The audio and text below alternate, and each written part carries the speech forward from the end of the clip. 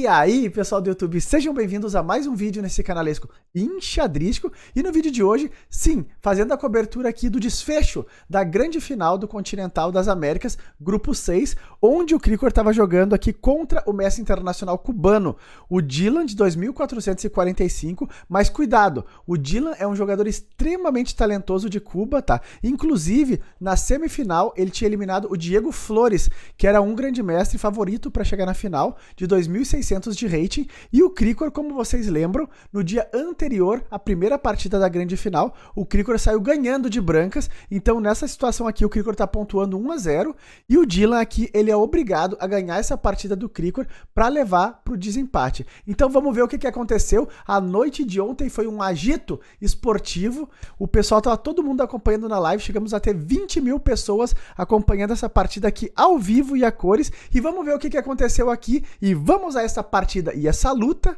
agora. Então, pessoal, aqui estamos nós, e de brancas estava o mestre internacional Dylan, e de negras jogando aqui o grande mestre brasileiro, o Krikor. E a partida tem início com o lance D4. E uma coisa importante de a gente ter conhecimento nessa partida é que, como o Dylan joga somente pela vitória, certamente ele vai escolher linhas mais agressivas para tentar desequilibrar a partida de uma forma rápida. E vamos ver como que segue a luta. Então, cavalo F6 foi jogado pelo Krikor, C4, E6, a partida segue com o Dylan jogando aqui cavalo em C3, bispo B4 e E3, e nessa posição o Krikor já protege o rei dele fazendo roque. Bispo em D2 foi jogado pelo mestre internacional cubano, D5, já criando os primeiros contatos no centro, cavalo em F3 e B6, e aqui o Krikor deixa em aberto, é um lance flexível, se ele vai jogar bispo em B7 ou bispo em A6. Vamos ver como que segue a partida. C por D5 foi jogado, E por D5, torre C1, o Dylan de forma rápida já coloca a torre aqui numa coluna semi-aberta, então aqui o Krikor segue jogando com o lance A6, então o Krikor já deixa claro que agora ele vai jogar bispo B7 nos próximos lances. Então bispo em D3 veio, bispo B7, e nessa posição o Dylan também protege o rei dele fazendo o roque. Bispo em D6 foi jogado, o Krikor volta o bispo dele por uma diagonal mais ativa, o bispo já não fazia mais tanto sentido na casa de B4. Cavalo E5 foi jogado aqui pelo mestre internacional, e C5, o Krikor de forma rápida agora começa a tentar criar um desequilíbrio aqui para desalojar o cavalo desse posto avançado. Então nessa posição veio o lance F4, e esse tipo de posição é sempre um pouco desagradável de jogar de pretas, que já deixa claro também as ideias das brancas, que é uma ideia um pouco mais agressiva. O Dylan aqui pode estar ameaçando jogar com torre F3, torre H3, e começar a criar um ataque aqui bem forte na ala do rei, como a gente já estava esperando. Porém, contudo e entretanto, o Krikor joga um lance muito forte aqui, que é o lance cavalo C6, que agora cria também alguns temas de ataque e aqui no peão de D4 e tenta quebrar esse cavalo aqui das brancas que está num posto avançado, incomodando muito. Cavalo G4 foi jogado então pelo Dylan, que traz uma ideia também bem agressiva, ele está ameaçando tomar aqui o cavalo em F6 com cheque, e depois de dama por F6 cairia aqui o peão de D5. Então nessa posição o Krikor joga aqui com bispo E7, defendendo todas essas ideias. Então cavalo por F6 foi jogado, e agora bispo por F6, e a dama está defendendo aqui o ponto de D5, além das pretas agora criarem uma pressão no peão de D4 também. Nessa posição foi jogada então a captura do peão de C5, B por C5 e B3, controlando alguns avanços de B4, e aqui a posição já começa a ficar muito tensa. O Krikor nessa posição, ele joga o lance mais forte possível, que é o lance C4, que é uma verdadeira bomba no tabuleiro. Parece aqui que as pretas vão perder o peão de C4, mas tem uma linha muito interessante que o Krikor viu. A partida seguiu com a captura do peão de C4, e nesse momento o Krikor não retoma o peão de C4, que senão sim ele estaria perdendo o peão. Ele faz um lance intermediário, que é o lance cavalo B4, aproveitando que o bispo está totalmente solto. Então o bispo vem para a casa de B1, e agora sim o Krikor retoma aqui o peão de C4, e além disso ele consegue o tema estratégico, que ele está ativando o bispo dele de B7 pela diagonal. Cavalo E4 foi jogado, tentando limitar a potência desse bispo, e nessa posição o Krikor vai para um outro lance interessante. Ele faz aqui bispo por E4.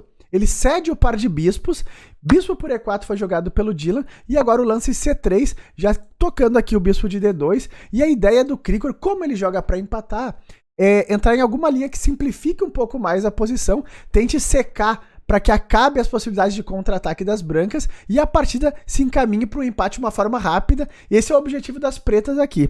Bispo por C3 foi jogado pelo Dylan, então dama por D1 trocando as damas, que já alivia um pouco as ideias de ataque que as brancas queriam criar na ala do rei.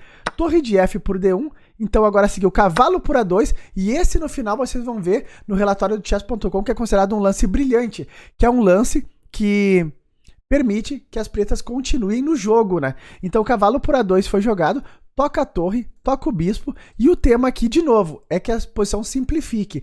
Bispo por F6 foi jogado pelo Dylan, então cavalo por C1, bispo por A8, e nessa posição seguiu aqui com torre por A8, e nesse momento, observem que a posição já perdeu bastante material aqui, já tá um pouquinho mais tranquila, mas cuidado, que vamos entrar num final muito, muito tenso ainda.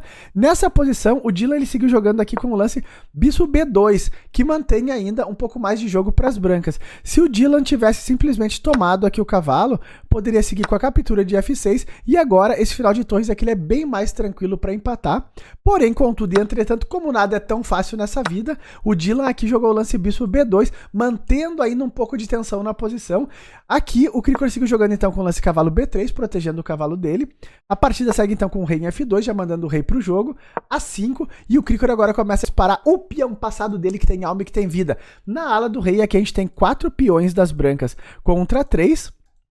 E o Dylan vai tentar apertar esse final, e foi uma sofrência ver isso aqui ao vivo, pessoal. A partida seguiu aqui com o lance rei em F3, então A4, o Krikor segue mandando o peão dele para cima, bispo em A3, bloqueou o avanço do peão, e agora H6, o Krikor já cria uma casa de fuga aqui pro rei dele, para não ter problemas na 8ª fileira. Então torre D7 foi colocado, colocou a torre na 7ª, como manda o Ninzovic, torre em C8, o Krikor também quer ativar a torre dele, F5 mandando o peão para cima, torre C2, o Krikor também segue ativando, fica tocando aqui o peão de G2 para o rei não poder subir de forma tão fácil. A partida segue então com o bispo em B4, defendendo umas ideias de que o Krikor poderia ter de mandar o cavalo para C4 e disparar o peão em A3, e nesse momento aqui foi jogado o lance torre C4, o Krikor segue tentando simplificar essa posição, e lembrando, aqui o Krikor já tinha pouco tempo no relógio, o Krikor de novo estava apertado no relógio, foi uma verdadeira sofrência. Torre em B7 foi jogada aqui pelo Dylan, a partida segue com o cavalo C5, e agora a torre B5 tocou o cavalo 2 vezes, o cavalo salta para D3, bispo D6, e ele segue jogando esse final tenso. O Krikor tem um peão aqui a 3 casas da promoção, mas o bispo sempre está defendendo o avanço desse peão. Torre em C6 foi jogado, toca o bispo de novo, torre D5 defendendo, a partida segue com o cavalo B2, e agora bispo E5. Nessa posição o bispo está atacando o cavalo, então o cavalo salta para C4, e o Krikor fica aqui sempre procurando um momento para tentar trocar o cavalo pelo bispo das brancas. A partida seguiu aqui com o bispo em A1, e agora A3, o peão anda mais um pouquinho, agora o peão está a 2 casas da promoção. Nessa posição foi jogado torre D8 cheque, rei H7, e G4, agora o Dylan começa a mandar os peões dele para cima na ala do rei, para tentar criar algum tipo de ataque contra o rei do Krikor, ou também algum tema de algum peão passado. Torre em D6 foi jogado de novo, o Krikor oferta a troca das torres, o Dylan diz, não meu guri, vamos lutar mais, ele jogou aqui torre em A8, agora de olho no peãozinho de A3 e F6, o Krikor agora limita um pouco o bispo aqui da diagonal, bispo em D4 foi jogado, centralizou o bispo num posto bem interessante, cavalo D2 cheque, e depois de rei E2, cavalo B3, de novo o mesmo tema. O Krikor quer trocar o cavalo pelo bispo e levar para um final mais empatado.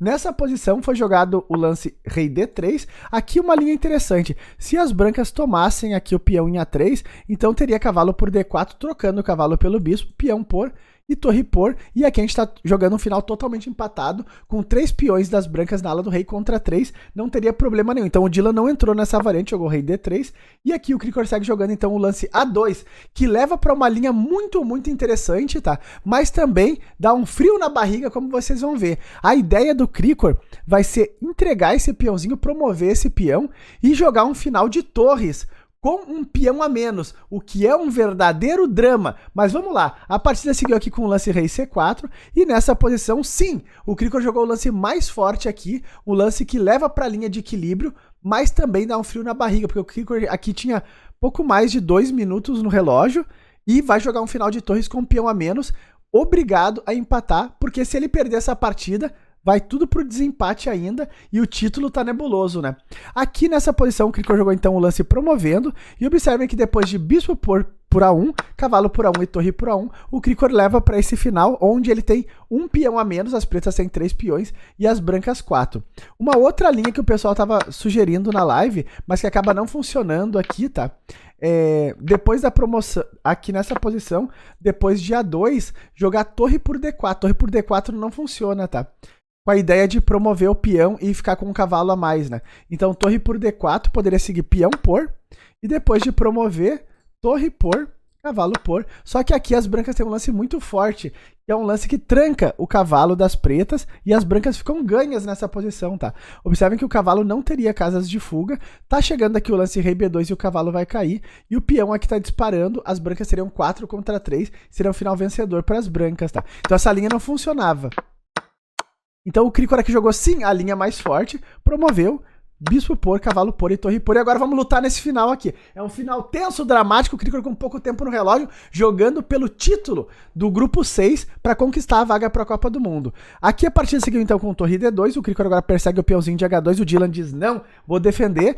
Torre G2 querendo pegar o peãozinho Grobiano e agora H3 foi jogado. A partida segue com H5 e de novo, se peão por tá chegando o rei H6 e cai aqui o peãozinho. Então o Dylan nessa posição segue criando problemas, jogou aqui rei D4. Veio a captura do peão de H, H por, só que agora é cheque, então o Krikor não tem tempo de tomar aqui o peãozinho de G4, o rei salta para G8, torre H4 foi jogado, torre G1 pelo Krikor, e vamos lutar agora nesse final com 3 contra 2, as brancas vão tentar em algum momento criar um peão passado pouco a pouco, é um final tenso de jogar, rei E4 foi jogado, torre A1, torre H2, eles começam a passar alguns lances, e o Krikor agora fica esperando para ver como que o Dylan vai jogar esse final. Torre A4 foi jogado cheque, o rei vem para casa de F3, G6, ofertando aqui a troquinha dos peões, né? Porque se toma, vem rei G6 e tá caindo esse peão, além de quebrar e separar aqui a estrutura de peões das brancas. Então o Dylan não entrou nessa variante, ele jogou aqui com torre B2, o Krikor tomou o peão de F5, G por F5, rei F7 trazendo o rei pro jogo e torre B7, o rei aqui tem que voltar para a última fileira, porque o peão tá segurando todas as casas onde o rei pode avançar. Torre em D7 foi jogado, rei E8 tocou a torre aqui, a torre salta para casa de D4 e opa, o Krikor não pode trocar essas torres aqui não, hein? Se trocar essas torres tá entrando no final perdido, então foi jogada aqui torre A5, de olho no peão de F5, rei G4, uma verdadeira tensão nesse momento. Torre E5, agora tocou aqui o peãozinho de E3, E4 e os peõezinhos do Dylan estão andando, pouquinho a pouquinho. O grande tema agora para as brancas é, o Dylan tá querendo vir aqui com o rei por H5, G6 e pegar o peãozinho de F6. Então o Krikor tinha que ficar sempre vigiando aqui a casa de G6 para o rei não poder invadir. Então ele jogou aqui com o rei F7, segurou essa casa, a partida segue com o rei H5, sempre de olho na invasão, tem uns cheques chegando também, mas quando chega esse cheque, o peão de E4 também fica mais solto. A partida segue então com o rei G7, torre D7, cheque, rei F8, rei G6 e olha lá o rei invadindo. Só que tá caindo aqui o peãozinho de E4, então torre por E4 foi jogada pelo Krikor, rei por F6, e agora estamos nesse final aqui, onde o Krikor joga com a obrigação de empatar. As brancas têm aqui um peão na quinta fileira, a 3 casas da promoção, e agora, como que o Krikor segue com esta luta e sofrência que é o xadrez? Rei G8 foi jogado, torre G7 cheque, rei F8, a partida segue aqui com torre D7, repetiu a posição uma vez, rei G8 de novo, o Krikor joga pelo empate,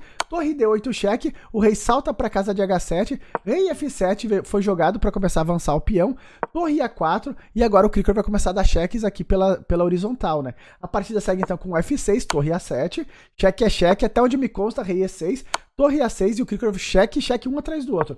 Torre D6 ofertou a troca.